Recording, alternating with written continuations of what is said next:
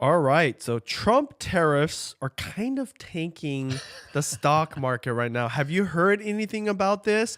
And I guess my question is, how do you think this is going to affect the real estate market and ultimately home prices? Yeah, this is crazy. So whenever something comes out and all of a sudden I'm getting DMs, text messages, phone calls, I'm like, oh, we got to go record about this. So Trump passed his reciprocal tariffs, and there's basically a baseline 10% tariff on everything. This starts on April 5th, and then some countries are as high as 50%. So the markets are freaking out. People's wallets are thinking, like, how am I going to feel it? What's really happening? We're going to talk about this with like no political spin and just kind of give you guys ideas as to what we believe is actually happening and why they're doing this. On April 2nd, Trump called it Liberation Day. Like, we're being liberated because we're going to start collecting tariffs again. Leave it to a marketer to put like a saying or a label to it. Bingo. And then Meet Kevin called it Liquidation Day and was like, the stock market's tanking. This is worse than we thought. And the question is like, well, who's right? And the answer is we don't know, but we have kind of a direction that the wind is blowing overall that I want to go through with everyone. Let's just talk real quick about like what are tariffs? Like, let's break it down what's happening. There's essentially a two-tier system for these tariffs. You've got a 10% baseline and then higher reciprocal tariffs against 60 to 90 nations that'll be starting throughout April. Big ones for China. So they slapped a 34% tariff on China on top of their existing tariffs. So some of them, Benji, hit as high as 54%. The European Union, 20%. Japan, 24%. Vietnam, 46%. Now, these numbers are staggering. So just kind of let that sink in for a second. Mexico and Canada, they're kind of off for a second because we're already in negotiations with them, but we know that's still open. And what I think President Trump is trying to do is we're trying to renegotiate NAFTA. He calls NAFTA one of those unfair things to the US. So we're going to go renegotiate part of NAFTA. And this is essentially economic warfare. This is an America first policy. We are becoming more isolationist, saying, hey, we're going to fix our problems at home. And they've exempt certain items like copper, pharmaceuticals, lumber, gold, and certain minerals. But they're already hinting that those may be next, or we might go into pharmaceuticals or semiconductors. What are your thoughts as we're starting to go through this? I have so many questions. I guess my first thought is, will tariffs hit food and how fast? Because I know that seems like a little bit off from real estate, but once it starts hitting the food, Bingo. It starts hitting everyone's pocketbooks. It hits the consumer. Because I heard that it's kind of baked in, meaning like the stores and the people that sell food, I guess maybe Costco, they've already started raising their prices. But then when you're talking about, 30, 50%, and Mexico was minimal 10%, right? Mexico's off the table right now because they're negotiating with us. Oh. Yeah. So let's just talk food in general. So food in general is going to go up. Food in general is inflationary. And because we're real estate peeps, real estate's going to get a little bit more expensive for a moment. Now, we'll get to what this means, though, because I actually think this means opportunities. So what I'd like to pitch is the idea here. I'm still short-term bearish and long-term bullish right now. In other words, we're a little bit bearish based on this. Let's go through Trump's rationale. So he was pretty straightforward. He said, hey, we've got about 3.3% tariff rate, one of the lowest globally. In other words, we've been low for so long, some of this is just raising it to catch up with what other countries already do to us. So what's funny is everyone starts crying around, oh, big bad Trump, oh, the United States are attacking me. Some of this is just getting back to par. This is fair. Fair. Yeah, and the status quo was kind of normal to them, and now they're like, oh, we don't want this new normal. Yes. Exactly. So, for example, when you look at the European Union, they've got 10% on vehicles. We only charge them 2.5%. So some of these is getting it back to square. And what we're framing this as economic independence, forcing other countries to, pay their fair share. And also, the administration predicts this could generate $600 billion. So what we talked about on previous episodes is like Lutnick's trying to find $1 trillion. Elon's trying to save us $1 trillion. And that basically, and then you cut a little bit of government spending, that puts us into a government surplus. And we've already seen, like with the golden visa that we talked about, people are already buying that $5 million golden visa. So the Trump administration, being business people, they are starting to rake some money home. Like, I'm kind of proud of that, like how quickly they're turning some of this. Now, the other side is going to say, it's not really happening fast enough. These effects won't be seen. But the problem with these tariffs is because they're so big, the market was not predicting this. Benji, realize this is like 2 to 5 times higher than what the market was predicting. So the stock market was like, oh my God, I'm shot. I'm going down. It's like the worst since 2008, I believe. This Drop. This is huge drops. Percentage-wise, yeah. Yeah, so the I look at my portfolio. So the S&P dropped, semiconductors dropped, tech dropped. It got really beat up. And then, of course, bonds went the other way. With these massive economic ripples, we don't understand the unintended consequences and what even the intended ones are. So it's going to be very interesting to see this play out. So what I want to go through next is this idea of like, we're going to go economic pros, and then we're going to go through the cons. So what do you think a potential upside here could be for these high tariffs? Okay, so let me kind of break down simply what a tariff is and how it's applied, I guess. And then I would talk about the pros. Yeah. So a tariff basically is like an extra tax on the people that are bringing goods into the country. So say like somebody like Mexico is bringing in avocados. If he applies a 25% tax, that tax is paid by the people importing. So the like a Costco or something like that. Yeah, which is ultimately paid by the consumer, or it's eaten in margin. Yeah, it's eaten in margin. So that means the avocado company in Mexico has to lower their price to make up for this. The reason I know this is because I've had to deal with Trump's tariffs in the past, like 2019. I'm serious, 2019, 2020. And I remember like, hey, let's expedite this. Oh, it's going to cost an extra $5,000. Well, it's worth it because I'd have to pay $20,000 in tariffs. So we're just trying to like avoid it before it comes into play. So it isn't, even though, like there's certain people that are completely against this because they're just trying to paint Trump as completely like off, like off his rocker. Exactly. And saying, oh, the consumer is going to pay it. But it's not the case because say someone like Costco tells that company from Mexico selling the avocados like, hey, we have to pay this tariff. So you have to lower the price. Negotiations are going to be forced to happen. Yep. So both sides have to eat it. Or guess what's the other option? Costco buys their avocados in California. Bingo. And they used to not because it was cheaper to buy in Mexico every time. I know this because every time I look at an avocado, I see Mexico on it. And I always think, we have great ones in California. Why aren't we buying those? It's probably not just this, but the cost is one of those. So guess what happens? Maybe it makes sense.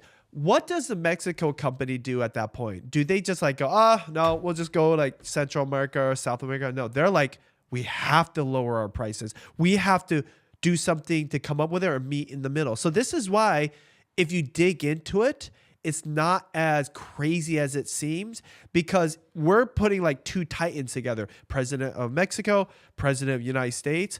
Actually, it's more simple than that. It's the business in America and the producer in Mexico having to hash it out. And yes, we, the buyers, will probably have to pay a higher price, but it's not necessarily a 25%. So what's the pro of this? You actually just nailed it. Yeah. So let's just keep using the avocado example, is now they have a choice, lower their prices and eat margin, or build a factory here or sell them here. And what will happen is, and this is part of President Trump's plan, is to bring that manufacturing home to the United States. So one, it's going to cause factories to be built here, creating benefits. It's going to create manufacturing competitive boosts, because one of the things that other countries do to us is they prevent our products from going into their countries with tariffs. So they make our products more expensive to go in there. And we know the dollar, of course, is high right now. This could then also then start to shrink our trade deficit. As it shrinks the trade deficit, the 10-year treasury and all of our government debt goes down. So understand that consumer debt is based on the 10-year treasury, and so is business debt.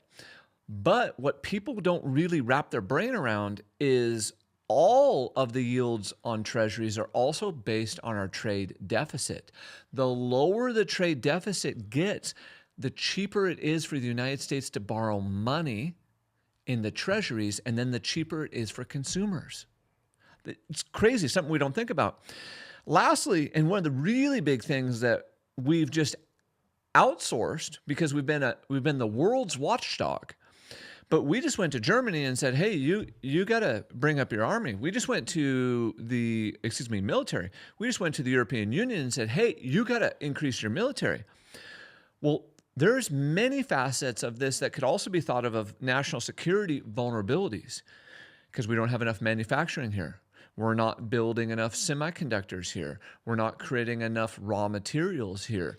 We aren't creating enough of our own pharmaceuticals here. Like, heaven forbid you get in a crazy war, most of our pharmaceuticals are made in Asia. Well, all of a sudden, what if someone can't get their insulin that's a diabetic? We're not producing stuff like that enough here at home. That's a massive national security issue. Now, the question, though, this is the unknown factor. So those are the pros, but the unknown factor is, will these benefits show up quick enough to offset the pain? Yeah. Well, a good example is another pro you didn't talk about. So the first one being, now people might buy in America. So like Costco might buy their avocados from avocado farmers in California versus Mexico, right? Of course, there's going to be benefits to our economy, because what you said about the deficit going lower, and then that means interest rates and money is lower. So that means we can afford, better loans. Yep.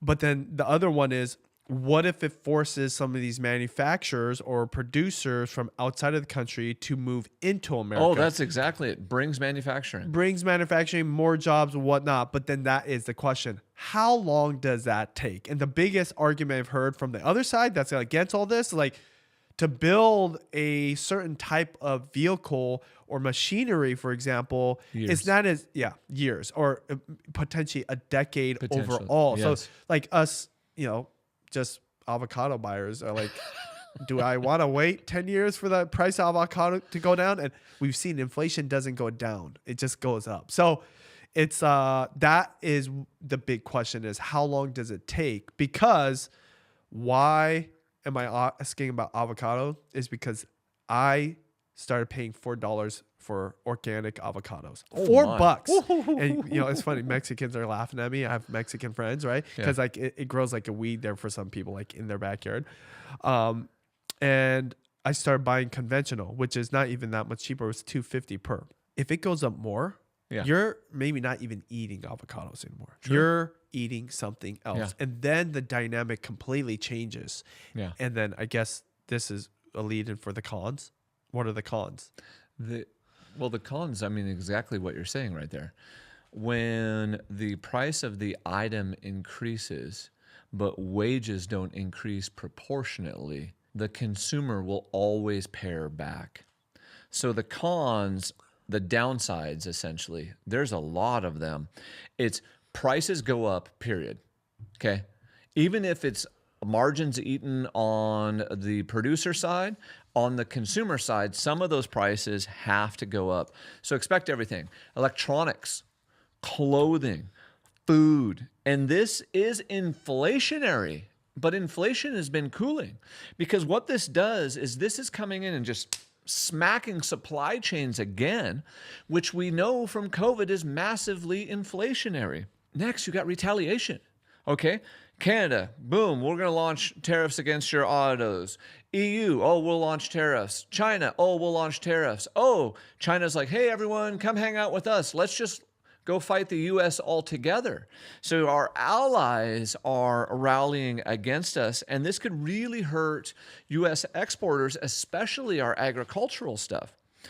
We talked about supply chains just real briefly, but I want you to kind of picture this in your mind. What is the best selling car in America? Toyota? The Ford F-150. Sorry, I own a Toyota, but yeah, that's a number one selling. Number one selling car in America. And it's going to continue to be number one and probably like double. Probably. How many countries' parts are in a Ford F-150? How many different countries? A lot. 24 different countries' parts are in the best selling car in America. So it's definitely going to go up in price. It has to. There's so many tariffs that have gone out that affects the supply chains of the Ford F-150. Therefore, the prices have to go up. Who's sitting in the best seat in the house to protect himself as an automaker? Tesla. Because they build so much here? Bingo. Tesla is the most American car with the most American parts of any, by a long shot, manufacturer. So you saw this uncertainty hit, and then what happened is people saw it hit their pocketbook yesterday. The stock market dropped dramatically. People's 401ks went down. The S&P 500 went down. They tanked. And our subscribers and our listeners, we told you this was coming. Benji and I are doing a little victory lap right now. Over a month ago, we're like, you know what? We think President Trump is going to push really hard to start forcing us closer to a recession. So what happened yesterday? Stock market tanks. The 10-year Treasury, which is the basis of all consumer debt, drops almost 4% yesterday alone. Chamath Palihapitiya puts out a tweet. And for those of you who don't know, he is on the All In podcast. One of the members of the All In podcast, David Sachs, is in the cabinet. So Chamath and one of the other guys. He's like, sell everything. Yeah. David Freeberg, they went to the White House. They had a meeting with Lutnick, a meeting with Bessent. And he tweeted this morning, it's working because of the huge drop in the 10-year Treasury. We said, you know what? He's trying to force the recession. Why? Because it brings prices down. This gentleman then had a phenomenal rebuttal to it. I couldn't think of a better way of saying this.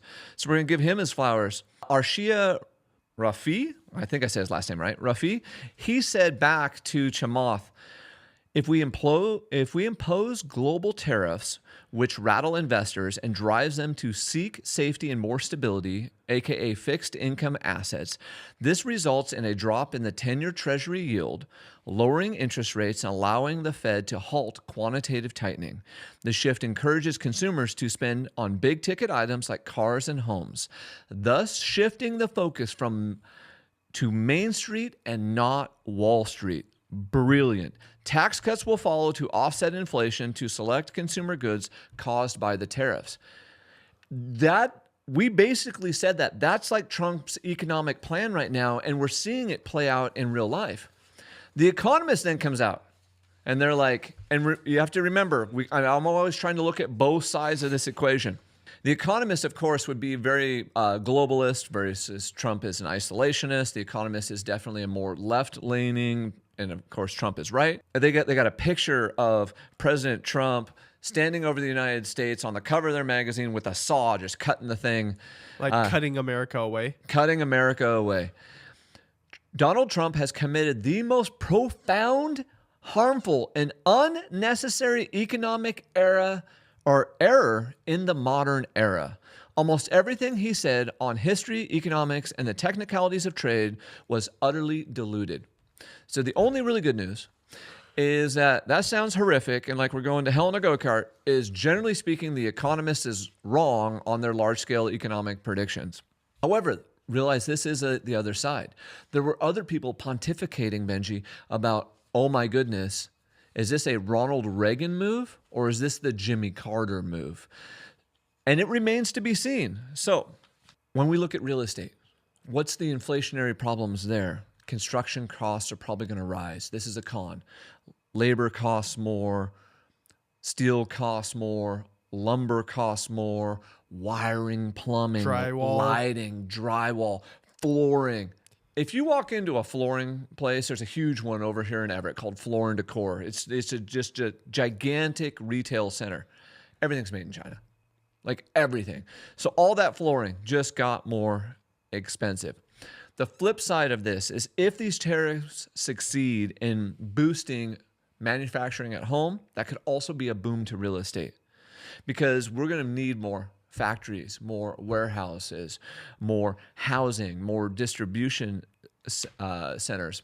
Our real estate investors, they've got to look at what's the risk here, what's the cons, what's the pros. This higher inflation, though, it could keep mortgage rates higher for longer. I don't actually believe that, though. So here's what I believe is happening. I believe they're going to cool down the economy and then beat up Wall Street a little bit. As Wall Street gets beat up, and I'm just going to keep dollar cost averaging, so it doesn't matter to me. We'll just keep buying. But as Wall Street gets beat up, that 10-year treasury is going to continue to come down. And the reason they got to get the 10-year treasury down, I want to make sure I hit the number correctly, is we have to refinance $9.2 trillion of U.S. debt by June of this year. That's 25% of our outstanding debt is coming due. So if you're the administration, do you want the 10-year treasury to be at 5 or do you want it to be at like 3.5? 3.5. You want it to be down at 3.5 because that's billions of dollars saved in interest on trillions of dollars worth of money. This allows Trump to accomplish his economic plan. The other thing, so let's assume this is happening. Follow with me for half a second here. Assume the economy slows down a little bit. Real estate's already in a transaction-based recession. Therefore, as the 10-year goes down and rates go down, what happens is your demand picks up. Your cash flow on your rental properties pick up. Your construction demand picks up. We permit more, we build more. And if rates get low enough, they automatically compensate for the bit of inflation or the tariffs. And nobody said these tariffs are permanent. So these tariffs are being used like a massive weapon. Don't get me wrong. This was a detonation of almost a nuclear bomb that rippled through everything because nobody was expecting it to be this high. Everybody thought Trump was bluffing. They're like, oh, he's not going to do it. And I said this forever. I Yes. said he can't bluff for this to work. Bingo. He can't backtrack. In fact, he has to lean into it more. Like there is no other option here. Oh, buddy. I never watched the whole White House lawn thing where he held up the chart. He was talking about, oh, Yes. yeah, in this country, the 10%. Oh, yeah, in this one, they've been taking up that. I didn't watch that. But what I knew was this. None of that matters. What matters is that he did it. You were so right. So I'll give Benji his flowers here. It's like he's going to have to lean in. He over-leaned into it and came out with, once again, 2 to 5x what everyone else was thinking. Where this means for us as real estate investors, it means go stack up on projects and assets that make sense today. Because if rates come down, so what I did was I walked into my CFO's office and we grabbed all of our holdings and I said, hey, let's just run a quick calculation and drop everything we have that's at a high rate by 1%. Let's drop it at 2%. My cash flow goes up by like 40, 50%, almost doubles if rates come down 1.5 to 2%. 1.5. So what is that at right now, the rate? I've got a bunch because we've done a lot in the last Well, let's year. just say what the average of the market is right now. 8. Okay, 8, right? So if it comes down to 7, right? 6.5. Okay, 6.5. And you were saying we would probably never see anything below 5. There's a chance in the next 2 to 3 years we could see 5, but this is what's so crazy. What if we do see 2 and 3% again? This is where we got these crazy variables, right? Let's go down that rabbit hole. If the recession gets a little bit naughty and a little bit bad and it gets deep, even if it's short, you could see a massive drop in rates, which could, I don't know if we'll get to the 2s or 3s, but I could bet that we could hit the 4s. And I wouldn't have said the 4s a while ago. No, you wouldn't. The 4s is in the window because of the soft landing. Yes. Because we're going to kind of skirt through, and basically the bomb that was dropped, this is like beyond hard landing. Oh, the landing gear is not going to come out. Like, yeah. I was thinking no wheels. You hit the tarmac, right? Yeah, exactly. Which sometimes is required. Yes. Because soft landings have to like involve everybody, and they weren't playing ball. Because it's globalization, so many different parties. Because my big question, I know that we're probably trying to wrap it up, but my big question is this. We're talking about how it's going to hit my avocado price, American businesses, inflation. But then the big question is really this that no one's really talking about. Does it hurt everyone else more? And my assessment from like the beginner level economists is actually it hurts everyone else more. They have to like puff up and do their thing because they're the leaders of their countries, but it will actually hurt their businesses even more to do that, because what has Trump said? He's going to escalate. And that's the thing. We are complaining about the price of avocados. There will be whole entire industries in other countries be wiped out, because one thing we know about America, entrepreneurs. They're like, so if I start this business here right now, in the next 2 to 3 years, if this just keeps up, like I could actually like make a lot of money. It's going to happen. And this is my belief in capitalism and the free markets and just the American spirit, that we move quick. We move real quick. 2 major things to add to your point, to like put the icing on this cake right here. All you have to do is go look at everyone else's central bank, and you can see they've already started lowering rates and stimulating while we're maintaining rates. Therefore, our economy is already stronger than theirs. So when you wage this type of a trade war, a tariff war, you're already standing on a higher ground in that fight, number one.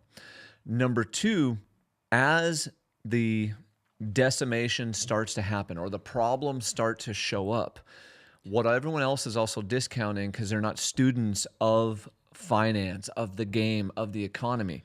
The United States is the largest capital market in the world with the most credit and the most liquidity.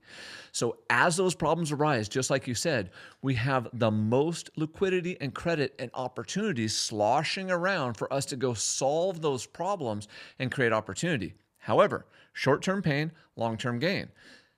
Lastly, in Seattle, where we're at, our economy locally is on freaking fire. So if it cooled down even a little bit, it wouldn't matter.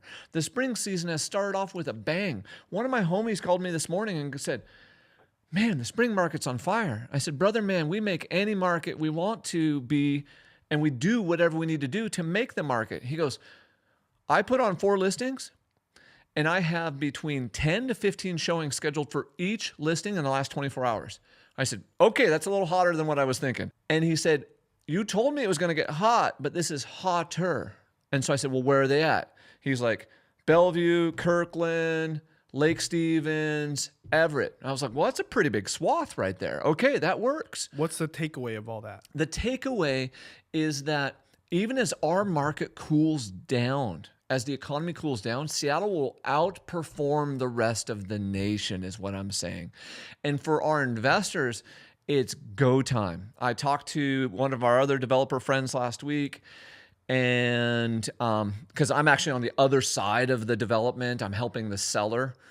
And he goes, bro, did I overpay? And I said, well, you paid really high for it. And he goes, I feel like I'm overpaying. I said, well, you're paying just a little bit more than the other person making the offer. And in my opinion, it's really freaking high. But based on the market, you're not overpaying. Oh, thank goodness. But it's a lot of money per lot what he's paying. Blows my mind. We're going to set another record. So, home buyers, get going. because it's going to get busier and hotter as the market goes. Sellers, let's look at where we should be moving to, what we can do with that equity. If we got low rates, let's keep it there. Investors, find anything that makes sense with the high rates today, because that's your opportunity as those rates come down. If it makes sense today, it'll just get even better. Builders, developers, go throw any permit in you can. Unless you're somewhere like Texas, Florida, parts of Utah, those are really overbuilt. I saw this one last stat, Benji, that people like to talk about how new construction's overbuilt. Almost 25% of the overbuilt new construction is in those 3 states. So the other, 47 states are basically underbuilt. And a quarter of the additional supply or extra supply is coming out of those 3 states. So there's your opportunity. Go where the others aren't going.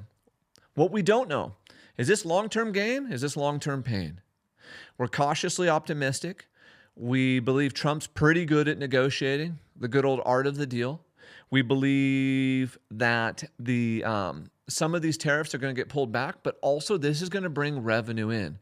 If they can get the budget balanced, if they can get the spending under control, if they raise this money through tariffs, if they cut the spending, the U.S.